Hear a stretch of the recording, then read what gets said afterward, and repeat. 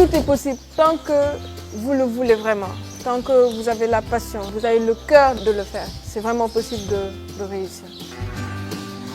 Je m'appelle Aïssatou Faye, je suis fermière et entrepreneur. Bon, moi, j'ai fait tout mon cursus scolaire au Sénégal. J'ai eu mon bac en 2012 en série S1 et puis j'ai voyagé aux États-Unis où j'ai continué mon cursus.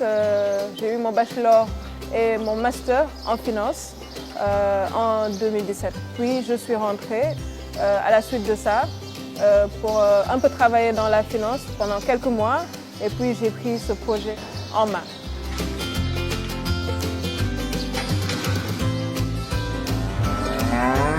Il y avait mes parents qui avaient ce projet d'élevage, qui avaient acheté 10 vaches. Et je me suis dit que, bon, au début, je n'étais pas très intéressée, j'étais plus dans les associations. Et donc, ils m'ont conseillé en fait d'aller visiter une foire d'élevage en France. Donc, j'y suis allée avec ma sœur. Et une fois là-bas, j'ai vu les animaux et je suis tombée amoureuse des animaux. Et je me suis dit que peut-être, étant une personne qui voulait participer au développement de son pays, peut-être ce serait un secteur dans lequel je pourrais réussir. Donc ici, c'est là où on prépare l'alimentation des vaches. On fait le broyage entre le maïs, les tourteaux et certains éléments pour reconstituer un peu le concentré des vaches. Le cheptel qu'on a ici, c'est des vaches importées d'Europe, des races vraiment laitières. Bien choisis pour la qualité de leur lait. Ces vaches européennes ont une très grande capacité de production comparée à nos vaches locales. Nous n'avons rien contre les vaches locales, mais là où la vache locale produit 5 litres, la vache importée aujourd'hui produit 20 litres, 25 litres. On est parti de 10 vaches à aujourd'hui plus d'une cinquantaine de têtes.